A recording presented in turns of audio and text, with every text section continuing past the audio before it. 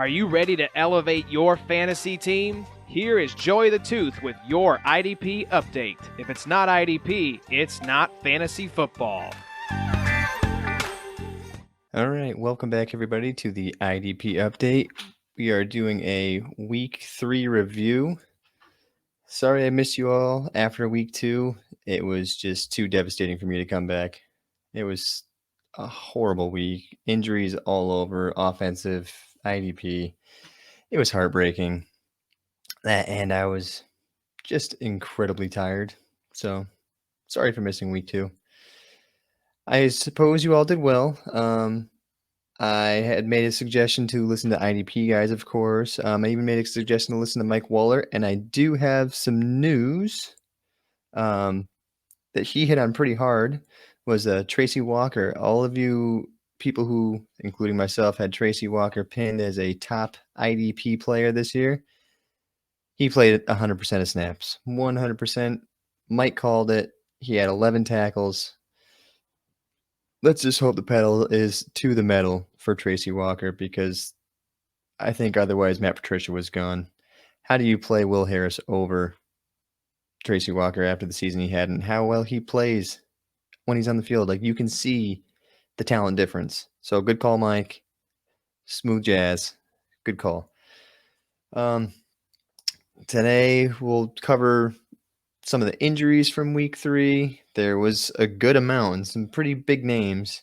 I'll cover who had a big week, who had a really poor week, and we'll talk about who's going to be the biggest waiver wire pickups for going into week 4. Some guys that can really help out your squad moving forward. All right, so I'm going to take a little break right here, and then when we come back, we'll start off with the injury report. The injury report. All right. Welcome back to the update. Let's get started here. First, we'll cover the injury report.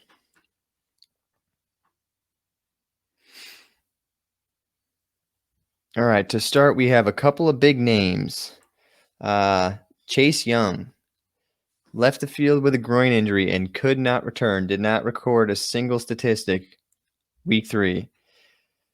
Groin injuries can be tough for guys coming off the edge. I mean, they still haven't really, I mean, it's Monday. They still haven't really gotten too in-depth as to the severity of the injury, but it's definitely something to monitor.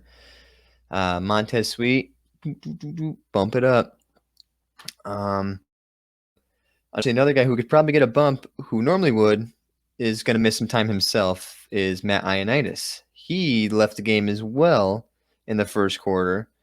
He left with an arm injury, and he was actually seen, he left the game, went straight to the locker room with trainers, and he came out wearing shorts and a t-shirt, and his arm was being iced, and then shortly after we saw it, it was in a sling. So that's not good news for Ioannidis, but still the severity is not released yet. So keep an eye on Matt Ioannidis. So big hits to the defensive line of the Washington Redskins, which was definitely their strength. I mean, they have a lot of depth, so they can still make up for it, but it's still a big hit. 2 of their better players. Jamal Adams, also with a groin injury. Coach says he's very, very tight, so we're not sure the severity, if it's going to make him miss any time or not, but he missed the entire second half of week 3's game, which is probably part of the reason why Dak Prescott was able to light up the Seahawks a little bit, but he missed the entire second half, so be weary, but I think he's going to be okay. If he misses any time, it'll probably be a week, because there's no mention of a tear or anything. But again, it is the Seahawks, so who knows? Emmanuel Mosley for the 49ers. He was looking to be a pretty good cornerback for IDP. He left with a concussion, so he's likely going into protocol. He's got the rest of the week to pass, but there's a good possibility he misses week 4 with a concussion. Jabril Peppers, I wasn't as high on him as some of the others in the community going into this year. Some pegged him as a top 10. I had him just outside. But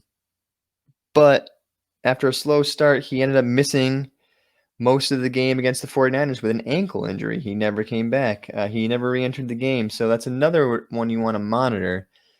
Still, like I said, it's Monday, so they're not releasing any of the severity. But Peppers missed most of the game, so there's some bit of severity to that ankle. Jordan Fuller, a surprise gem for the LA Rams. He was able to unseat Taylor Rapp from the starting lineup. He went down with a shoulder injury and was not able to return. Taylor Rapp then moved in, filled his spot, and came up with, I believe, 8 tackles. So is it Taylor Rapp season again? Because I had him as a top 12 guy going into the season, and then Jordan Fuller somehow came in and just shined in the coach's eyes. So for some of us who were really high on Taylor Rapp, with fingers crossed he takes his job back, but keep an eye on Fuller's status because he has impact on himself and on Taylor Rapp. Grady Jarrett, the guy who I have tagged as the defensive tackle 2 overall after Aaron Donald, is having a great season. He went down with a hip injury, and again, there wasn't much said that he was questionable to return. I don't think he ever did, but the fact that he was questionable leaves me to believe it's not terrible. But Grady Jarrett, hip injury, not good for a man his size. So let's hope it was just something small that kept him out of the game. But he's a big hit to that defense that just keeps giving up points in the second half. I don't know what's going on with those Falcons, but one that honestly we shouldn't be that surprised about, Christian Kirksey. Ugh, the hope is so high. He's so talented. So talented. He had 12 tackles in each of the first 2 games for the Packers. He went down with a shoulder injury and left the game. Ty Summers came in. He was wearing the green dot. He was calling the plays. So if Kirksey does miss time, Summers is probably going to be the one to go in and play, and he's probably going to be the one you want to pick up. Fingers crossed for Kirksey because, man, the guy's legit. He's just so injury prone. And then the last one I want to hit on is Budda Baker. Budda Baker needs thumb surgery, and he should have had it before this game, but he decided he's going to wait till after this game. So I think he's going in this week, and he's going to have thumb surgery. What is it, a UCL, I think it was called? But he's having thumb surgery, and I think it only said he'd be out 1 game. So it's going to affect you for 1 week, but it's not like a tragedy. So just hold out hope with Baker. It's just going to be the 1 week deal. All right. Now let's go into our next segment. Who's hot? Who's not for week 3? Who's hot? Who's not? Who's hot? My man, I talked about it after week 1. I loved seeing it. Aldon Smith again with a huge, absolutely huge game. As much as I love to see it, it also hurts so much because if this man was still on the 49ers, imagine that. Eric Armstead, Nick Bosa, D Ford. It's just, that line would be so mean. Kerry Hyder even. We'll talk about him later, but he's been playing great. Aldon Smith had 4 tackles, 2 tackles for a loss, 3 sacks, and a pass defended. I mean, I am so happy this guy got healthy and we can watch him play football again because he is just an absolute menace. But we also had a week of the Shaqs. So first I'm going to go with the corner position. Shaq Griffin. I mean, granted, that was an absolute shootout with Seattle and Dallas. Shaq Griffin finished with 11 tackles, all solo, 1 pass defended, and an interception. He picked off Dak Prescott as well. Shaq Griffin's kind of been that guy he's like the number 1 corner in Seattle, but he's not really like a legitimate number 1 corner. I'm sorry if you're listening to this, Shaq, and you hear this, but I feel like you're right on that tier, but you're just not a lockdown guy. So you're on the toughest receivers because you're the number one corner for the team. So you're thrown at a lot. So Griffin gets thrown at a lot, but he made the most of his opportunity, at least from a fantasy football perspective. Another Shaq that stepped up, Shaq Barrett. I think I just told somebody he's okay to drop because he's considered a linebacker in the league, and he's just been off to an incredibly slow start. It's been JPP who's been getting all the production from the outside linebacker position. But Shaq Barrett came in. He had 6 tackles, 5 of which were solo, 3 tackles for a loss, 2 sacks, including a safety. So that's a big, big game. And this Tampa Bay team, people need not sleep on them. I mean, Atlanta's just faltering everywhere. New Orleans is losing games left and right. And Carolina, then nobody's expecting Carolina to do anything. So this is the Tampa Bay Buccaneers division. Tom Brady just brings winning ways wherever he goes. Personally, I'm not a Tom Brady fan. I'm not going to say I don't like him. I'm not a fan. But, God, I respect the guy. Just turning around culture in Tampa Bay.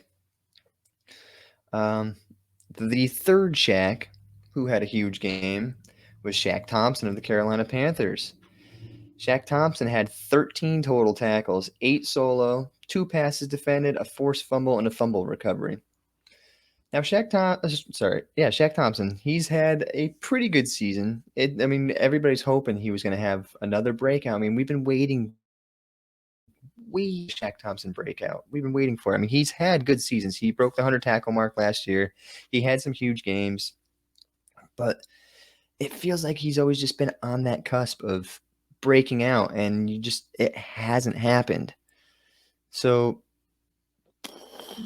is this the start? Let's hope. Because I do like Shaq Thompson. I love his versatility, his ability to come off the edge and also go and drop in coverage. He played pretty much every position in college, including running back. He's just super versatile, and I'd love to see him succeed. Another guy who's been one of my favorite players for IDP this year, just because, I mean, it looks like the cornerback position is finally becoming legitimate. Mike Hilton. Mike Hilton has just been on a tear all season, and it continued this week. Week 3, he came up with 8 tackles, all solo, 1 tackle for a loss, a pass defended, and an interception. I mean, he's got tackle numbers galore. He's got tackle numbers of a safety. He's got 2 sacks. He's got a pick. I mean, the guy's phenomenal. Phenomenal. He's a top 10 defensive back right now, and I think he's even top 5 if you look at his numbers. So Mike Hilton, man, if he's still on your waiver wire for some strange reason, pick him up because he's a baller. All right. Let's go to who did not have a great week. So Zadarius Smith luckily forced a fumble, because other than that, he just had 2 tackles and 1 solo. He forced a fumble and recovered it, but other than that, he was non-existent. He disappeared. So Zadarius Smith, I mean, I'm not worried about him. My worry meter's 0 because he's had a great season so far again. So I'm not worried about him. But anybody who had him in their lineup, he disappointed. Cameron Hayward, another guy, he just got his extension. He's a little bit older, but I mean, he's just been unbelievable the past 2 years. I mean, he's been solid his whole career, but the past 2 years, he's been phenomenal. He had a pedestrian 3 tackles, 2 solo. I mean, you expect more out of Cameron Hayward, but you can't always produce. I mean, that Steelers defense is unbelievable. Bud Dupree and TJ Watt off the edge. Tyson Aluolu, him and Cameron Hayward in the middle. Devin Bush and Devin Bush and Vince Williams in the middle, Mike Hilton. It's just the team's mean. It's a mean defense, and people are taking notice. People are definitely taking notice. So Cameron Hayward coming up with 3 tackles. It's disappointing. A guy who was a hot waiver wire target, Kevin Pierre-Louis. 4 tackles, but only 1 solo. He had 1 solo tackle and 4 assists, just like the rest of the guys on this list. They all had 4 tackles, but only 1 solo tackle. Kevin Pierre-Louis was coming off a huge game. I think he had 15 total tackles in week 2, 10 solo. This is just it. It was a big disappointment in comparison. Micah Kaiser went from the defensive player of the week to 1 solo tackle and 3 assisted tackles. That's a drop. But to be fair, Taylor Rapp came in. He had a big game. John Johnson had a big game. Aaron Donald was phenomenal. So, I mean, it's not every week Kaiser's going to be there, but he is the 100% snap guy. He's the every down linebacker for the Rams, so I'm not worried about him at all. Excuse me. Cameron Jordan's been kind of slow this year. He hasn't taken off yet. I've been waiting for that game where he just gets it done, but he had 4 tackles, but only one of them was solo, 3 assisted tackles. I mean, Trey Hendrickson, the first 2 games, was the guy getting all the work done off the edge. I mean, Cameron Jordan, I don't know if he's getting all the attention, but he's had a rough start to 2020. But J.J. Watt, he had a huge game week 2. You loved seeing it. But then he came back this week again, and it was just dud. 1 solo tackle, 3 assisted tackles. I mean, it's just from your stud guys, it's just heartbreaking. I mean, I know a lot of these guys are defensive linemen, which means, I mean, a lot of times they are hit or miss, but it still hurts when you have those stud players where you rely on at least for a good portion of production. It just hurts when they don't. But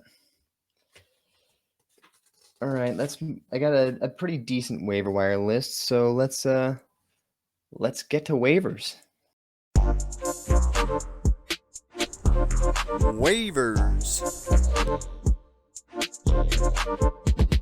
One guy who I actually missed in my Who's Hot list was Karl Lawson. I actually meant to mention him earlier, but Karl Lawson had himself 8 tackles, 4 solo, a tackle for a loss, 2 sacks, and a forced fumble. Now, Karl Lawson has had a very good season so far. He's going to be a waiver wire pickup for me. I mean, they're starting to rotate him in, and him, Sam Hubbard, and Carlos Dunlop are all on the field at the same time. So I think they're running like a 5-man front or something like that. Karl Lawson this season, he's got 14 tackles, 7 solo, 2 tackles for a loss, 3 sacks, a forced fumble, and 3 QB hits. Now, he's seen the field 55% of the team snaps, so that's still not bad. I mean, Dunlop's leading the team, 82% last week. Sam Hubbard had 76%, and Karl Lawson had 52%. So he's the 3rd guy on the field, but he's still able to produce. I mean, he's fresh going in. I mean, Karl Lawson, even at only playing 55% of snaps, is a guy who can get you a sack every week, and he's very active in the backfield. I mean, he's a good tackler. So, I mean, he showcased that last week, 8 tackles. Granted, it was an overtime game, but he had 8 tackles and he had 2 sacks. So, Karl Lawson's a guy who you might be, and he's a good dynasty candidate too. Good dynasty, not really stash, but he's a guy to have on your dynasty team because as soon as Dunlop's gone, it's the Sam Hubbard and Karl Lawson show. So, going with an old timer who might be on your waiver list is Brandon Graham. He's been old steady for pretty much his entire career. He's not gonna be a game changer, but he can give you solid production in every game. He's had a good season. 7 tackles, all solo, 5 for a loss, 3 sacks, 6 QB hits. That's the number I'm looking at. That means he's getting pressure. And he just played 81% of the team snaps this week. So it looks like it's him and Derek Barnett. Barnett came in and played huge. And Josh Sweet is going back to the bench. pick up Brandon Graham. I mean, with him and Barnett, if they're both getting pressure, they're going to start racking up some sacks. I mean, it is a good defensive line. Javon Hargrave and Fletcher Cox in the middle. So, it's there. If they can get it together, Brandon Graham can have himself a big season. So go ahead and grab him off of waivers too. A guy I was pretty big on as a rookie, Logan Wilson. He's finally starting to see some run with the defense. He only played on 32% of the team's snaps, but he was their most productive linebacker. He had 5 tackles, all solo, a pass defended, and he came up with an interception. He shows that ability to play in coverage. He's going to make his way onto the field more often than not. And there's not much to supplant in front of him. I mean, Jermaine Pratt, when it comes to coverage, he's terrible. Josh Bynes is 30. He's not looking to hold down the job. And if they keep going winless, they're going to throw in their rookies and they're going to see what they have. So I would jump now, especially in redraft. He's not available in Dynasty, but in redraft, if Logan Wilson's available, go grab him now because he could finish the season hot. Another guy who we thought might have been lost in that linebacker shuffle with the Chargers, Kaiser White. Kaiser White has now emerged as the top linebacker of the group. He played on 98% of the team's snaps. Kenneth Murray down to 84%. Drew Tranquil's out for the season. Denzel Perriman's just dropping every week. White came up with 11 tackles, 8 solo, and a tackle for a loss. 11 tackles. I mean, Kaiser White's a very, very athletic guy. He's good in coverage. He's a guy who showed promise a couple of years ago, but he couldn't stay healthy. If he can stay healthy, he can have a big year. I think he's the guy to own right now in LA. So go ahead and grab Kaiser White. He could fill a nice linebacker hole for you. Ugo Amadi.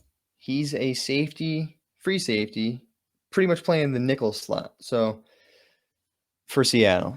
So it was thought to be Amadi's job after last year. He played that position very well last year, but then in camp, Marquise Blair just came out on fire and he won that job. And he played well in that role, but he's now done for the year. He's on IR. I think he tore his ACL.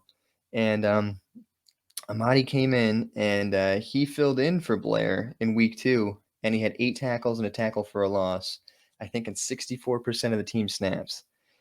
He came in this week. He played on 84% of the team snaps, and he came up with another 7 tackles, 6 of them solo, and 2 passes defended. Amadi, he's very aggressive. He's got active hands, good anticipation. He's a guy I like. I like that defense. I mean, he's a competitor, and in that defense, he's the guy that's kind of, I don't know, he's that high energy guy. So I don't know. I think Amadi can have a good rest of the season. Somebody who I'm looking to pick up, I'm still a little weary of though, because I'm not sure if he's going to keep his job when Kwiatkowski comes back, is Nicholas Morrow. So he filled in after Kwiatkowski went down with the pec injury.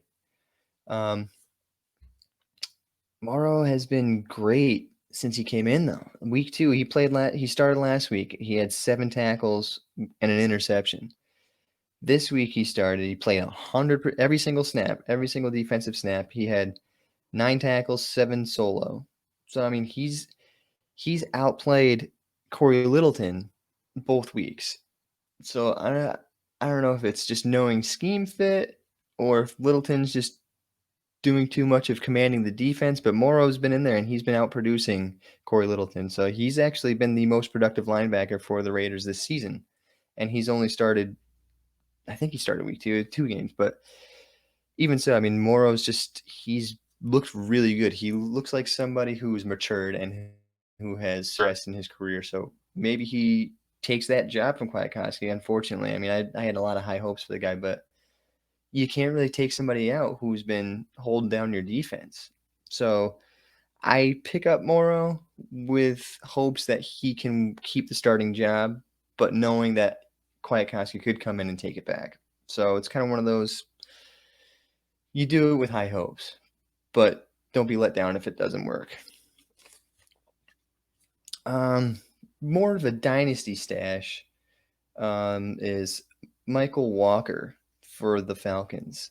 Foyesade Oluokun, I mean, he played, 2 quarters last week, and he had 6 tackles and 3 forced fumbles, so he was all over the place making plays. But he was out this week because he got injured last week, and Walker came in. He played 88% of the team snaps. He had 8 tackles, 6 solo, 1 for a loss, and he forced a fumble. So Walker outproduced Deion Jones this week.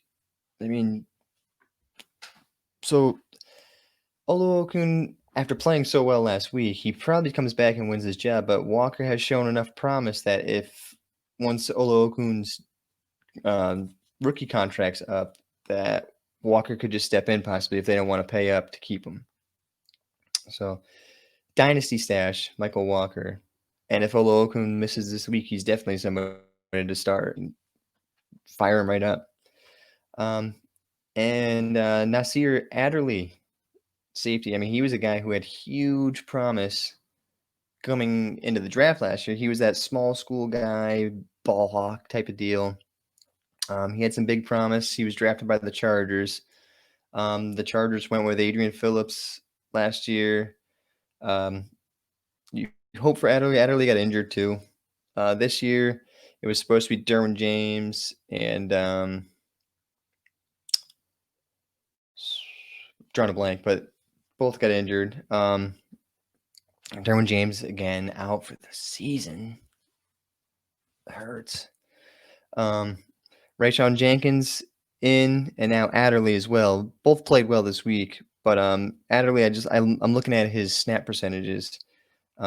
Week 2 he played 99% of the team snaps, and this week he played 90%. He played big this week. He had 9 tackles, 7 solos. So if he can live up to his hype from last year and learn a little bit and start being productive in this defense, I mean, there's a lot of opportunity there. You see what Derwin James does on a regular basis. And I'm not saying he's Derwin James caliber player, but he can pick up the Derwin James opportunity.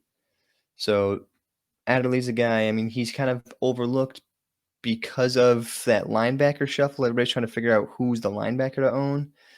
But I'm going to grab White. He looks great. But Adderley's a guy I'm just going to kind of go in and be kind of quiet and just throw him right in.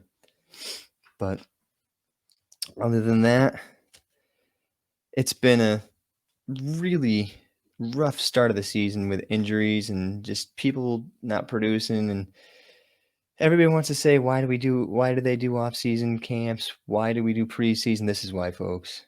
It's actually to prevent injury. I mean, getting those couple of snaps in, getting into game shape, getting into the flow of things. This is why they do it, just to avoid all of these injuries. So don't complain when you see preseason. All right, that is another episode of the IDP Update. I'd like to thank you guys for joining me. You can find all my written work at dynastyfootballdigest.com and idpguys.org. Join me weekly for the IDP Update. You can check out IDP Guys for anything IDP-wise. I mean, we have some great tools there. We teamed up with the Dynasty Trade Calculator, so we have IDP values in there with their trade calculator. We have match charts, me and IDP dude. We have content galore. I mean, Johnny Orange Man, he's been off the chart with all of his stuff. Hollywood, he's been off the chart with all of his stuff. Seahawks Dan. I mean, our team is Zach Magley, Z-Mags. Our team has just been unreal. Zach's been keeping up on the injury report.